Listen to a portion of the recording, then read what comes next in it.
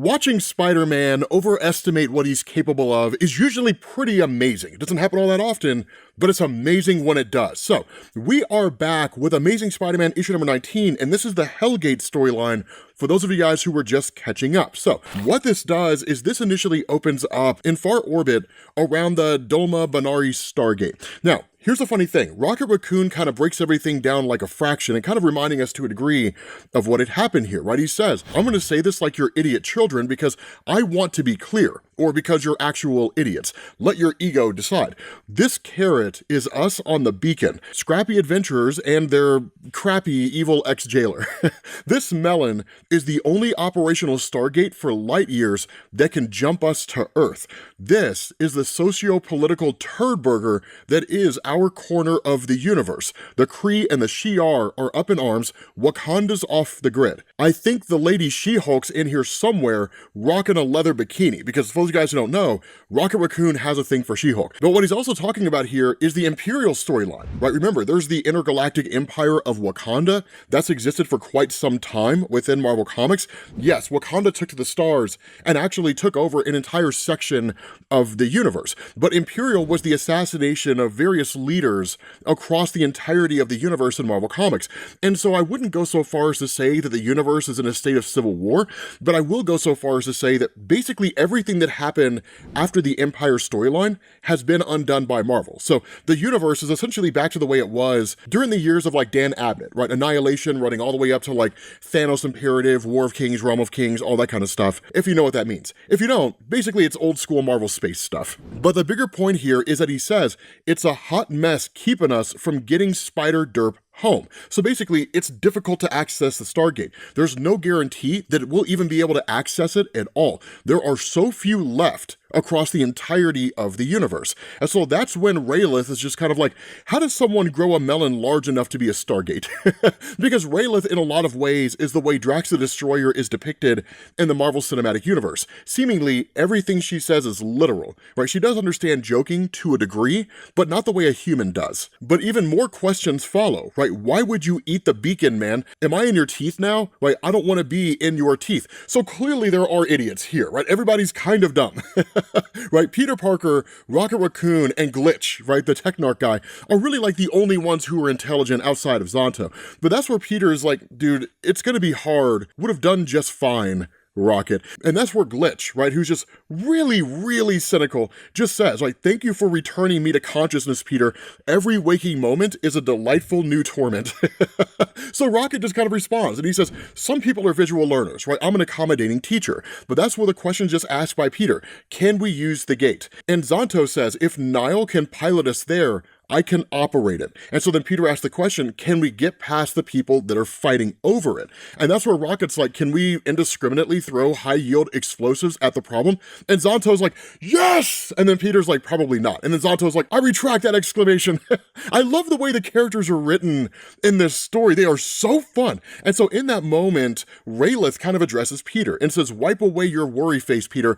I am strong. Rocket is crafty. And you and Glitch are smart. And Zanto is all of that, and also a terrible person. Together, we will get you home. And so Peter just thanks everybody, right? He literally says that, right? I just want to thank you all. Considering how this started and how I got here, you've done more for me than you could possibly know.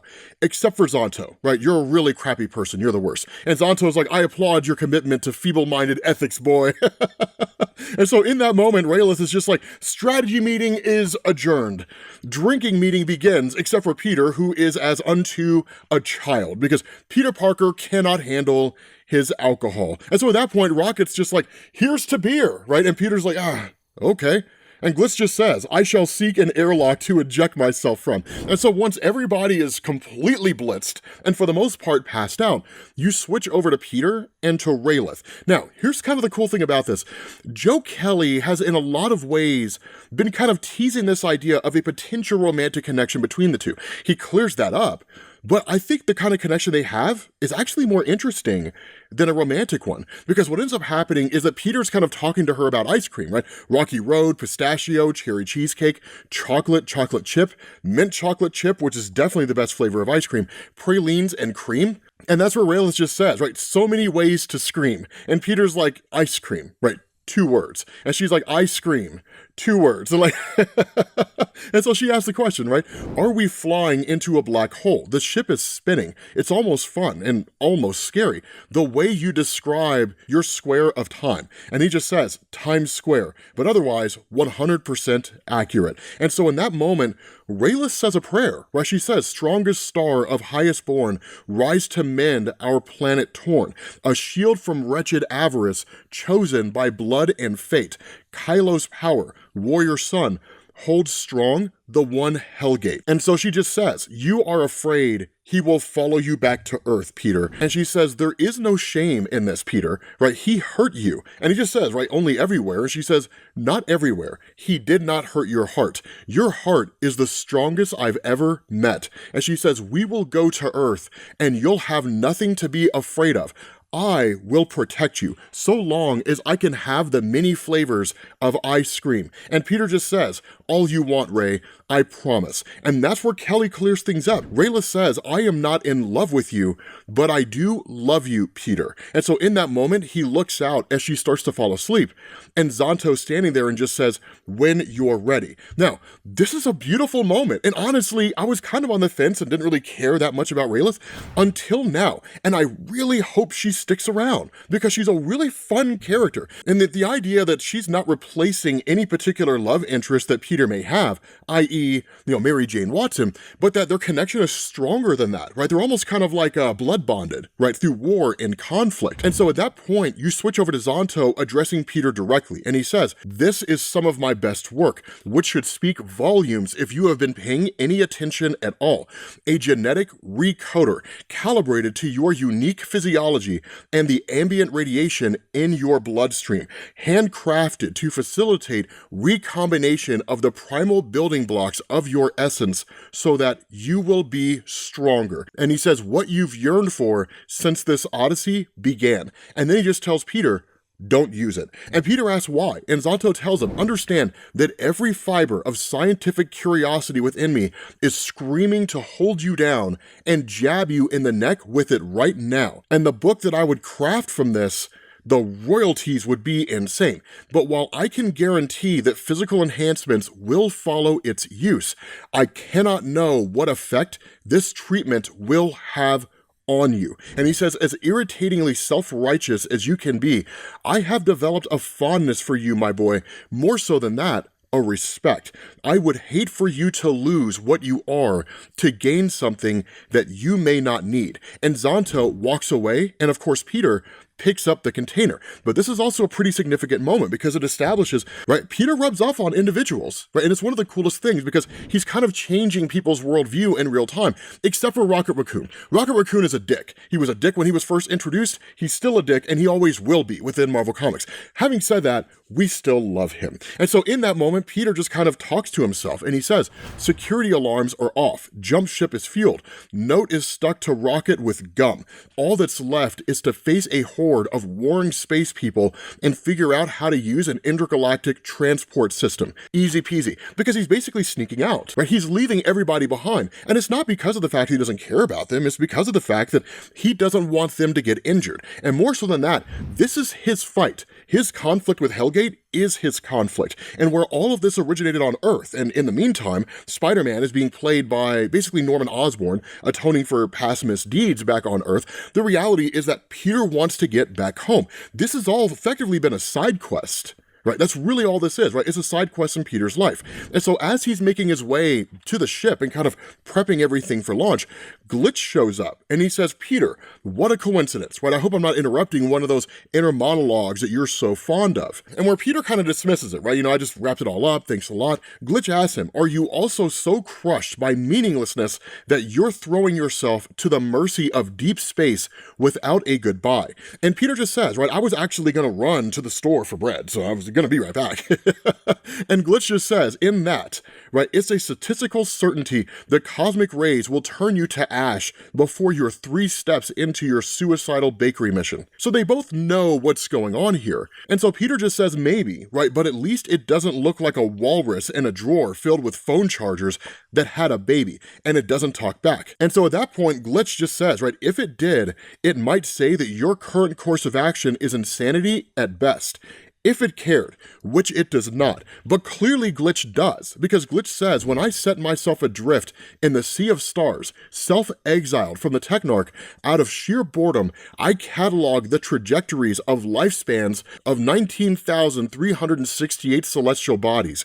Do you know what I learned? Feelings are not facts, kiddo. Facts are forever. And that's when Glitch corrects himself and says, forgive me, data misattribution. That was one of your memories. Curse this old data frame of mine. And he says, I don't care if you're going to abandon us and throw away your life. It's yours to do with as you choose. But by the Matrix, do not do it dressed like that. Black and yellow make for lovely funeral attire. Because what he's doing here, right, as callous and cynical as it may be, Glitch cares about Peter, right? Seemingly, he's extremely prideful and doesn't really want to admit that he cares about Peter, but he does, and he doesn't want to see Peter throw his life away over something so stupid. And where he is recalling Peter's own memories, because they did share a mind and body at one point, in saying that feelings are not facts, by throwing Peter's own logic at him, it's you and I having a conversation. Remember that one time that you said such and such? Well, why aren't you following that logic here, right? You're operating on feelings instead of facts.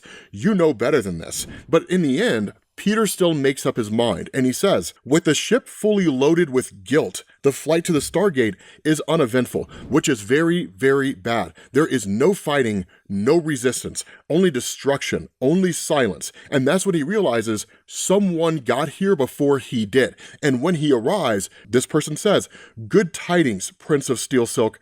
I hope your journey has served you well. And that's when he realizes it's Hellgate alongside Nicodemu. Now, for those of you guys who need a bit of a refresher here, this all kicked off because Hellgate showed up on Earth one day talking to Peter Parker about how Peter was destined to teach him how to get stronger. And so Hellgate attacked Peter and then realized how weak Peter was. And so he ultimately just threw Peter onto this essentially dying world, right? This just like destitute world that was really more desert and rock than anything else, and left Peter there, with the idea being that if Peter survives, he'll become stronger, and that in being stronger, he'll be able to make Hellgate stronger. Why? Because Hellgate's world was under attack from some force. Hellgate was the only person who was able to survive it, and that he in turn was given a prophecy by Nicodemu, who told him the Prince of the Steel Silk, basically Spider-Man, would be able to teach him what he needs to become stronger so he can return to his world and save it from this force known as avarice. Now again, there's a lot of that we don't necessarily know about. A lot of those elements were covered in issue number 17, but there is still more information to come out to kind of tell us what's been going on with Hellgate and how all that unfolded in his own world. But the fact is, with Hellgate here, when he confronts Peter, Hellgate says, these so-called warriors were loud. I was afraid that I would not hear you beg for your life unless they were silenced. And so Nicodemu asks, where is your wretched, right? Where's Raelith? And Peter just says, dreaming about Fudge Ripple and Big Chocolates probably, she's the reason I'm here. So maybe claw back the bile when you say her name, which is Raelith. And that's where Peter just addresses Hellgate directly and says, you did a number on me, Hellgate, rocked me like a hurricane, made me feel helpless, and then proved it by chucking me across the galaxy and stripping away everything I love. And Hellgate shows no remorse. He just looks at him and says, yet here you are. And Peter says, yeah, terrified, honestly, but I didn't come here knowing that you'd be here waiting. That feeling may have taken up all the space in my body. I might not have ever stood up to anything again. And that's when he kind of recalls back to his conversation with Uncle Ben, where Uncle Ben tells him, feelings are not facts, kiddo. Facts are forever, but your feelings change with enough time.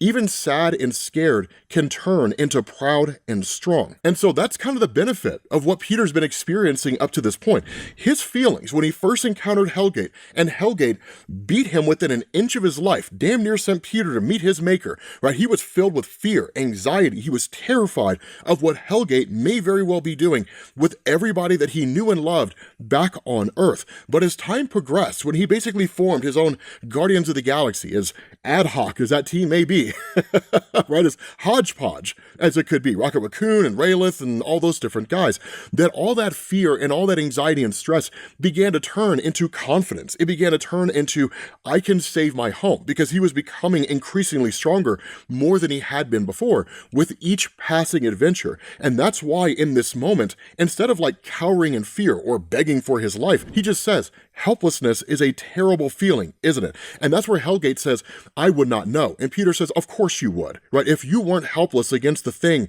that broke your world, I would not even know that you existed. You are a terrible person from a terrible place. I hate you and your caste system and your disregard for life. But that does not change the fact that there are innocent people on your homeworld who would suffer more if you don't fix things, the same as mine. So if somehow I can teach a monster like you to protect the innocent, then I will do it. But once it's over, you and I will finish what you started in my backyard. And that's where Hellgate just kind of looks at him for a second and just says, no. Right? A speck of a thing like you has no right to make demands of a being like me. And that's where Nicodemu actually interrupts for a second and says, this is the way, right? My vision, you are supposed to follow the advice of Peter and let him teach you how to protect innocent life. But in turn, Hellgate rejects it. At this point, pride has started to become his downfall. And he just says, I do not need your help. I need only your corpse, that I may drop it at the feet of your loved ones before I take them as my slaves. And that's where Peter just says, cool, right? I just wanted to make sure that I tried. And so in that moment, he goes after Hellgate, right? And he says, maybe you'll be down to chat after you wake up in a space hospital. Somehow, I doubt it. But hope springs eternal, and the fight is on. Now, here's the crazy thing. Peter's able to hold his own, right? He starts pummeling Hellgate more than he did before, right? It's just like, I really hope this hurts, right? He hits him from behind, smashes his head into the ground, takes the axe away from him, and just says, remind me to axe you later. But where Peter goes in for the hit, Hellgate just grabs the axe out of his hand and stops him dead in his tracks and just says, better, you're no longer holding back. And neither shall I. Because in their first conflict, Hellgate wasn't even going at 100%. And he says the gate is open, just a hair, that you might understand. And that's where Peter says, I smell the air before I see it. The proving grounds where he dumped me. And Peter just says, do not send me back, right? Literally begging, almost to a degree. And that's where Hellgate just says, I am limitless. And he says, chosen son of Kylo, sunderer of borders. And Peter just says, the ground gives way and I'm falling somehow. I know this is another part of his homeworld. Somehow, it's scarier than the wasteland. And Hellgate just says, there is nothing that you can teach me save the face of failure. And Peter just says, before I can get my bearings, down is up, and he tears open space again and just sends Peter flying right back to the ship that he was in. So in no uncertain terms, Hellgate has established yet again, he is way beyond Peter Parker. Despite the new suit that Peter Parker has, the augmentations to his powers, none of it makes a difference. Now, he has not used this serum that was given to him by Zanto. That's an important thing to understand. This is just Peter fighting as normal Peter Parker. But Peter just says, right, that sucked. The interplanetary aspect of that butt kicking was a twist. And he says, but I have a surprise for you. But before he can use it, Glitch chimes in and says, pardon the interruption, I tried to let you delete yourself with some dignity, but other people, they didn't want to see that happen. And that's where Rocket Raccoon chimes in and says, you know what I hate? Long goodbyes. But what I hate more? No goodbyes at all, you idiot. You should swing now, because they're crashing the ship right into Hellgate and Peter. And that's where Zanto's just like, she was a good ship. And it just explodes on impact. Now, of course, they all get out, as you would expect. But again, the statement's made, based on everything Ray said, I do not think that's going to kill the big chump. So you have two options, Petey. Stay here and we'll all play Cosmic Patty Cake until we are dead. Or the less nihilistic option is that you stick with the damn plan and get your foolish self back to Earth. And that's where Raelith just says, you promised me ice cream, and a promise is a promise. So Peter ends up jumping on board the smaller craft and jumping into the Stargate and teleporting back to Earth. And so in that moment, Hellgate just says, the coward did not beat me. And Nicodemu just says, no, my champion, rest in the knowledge that you are the strongest. And when the time is right, you will prove it. Destiny shall not be denied, because this fight is jumping to Earth. The real question to ask here is, what happens when Peter Parker uses the serum? What does he turn into? With that being said, guys, we're going to bring this to an end. Hopefully you guys enjoyed this video. If you did, drop a like. Thank you all for watching, and I will catch you all later. Peace.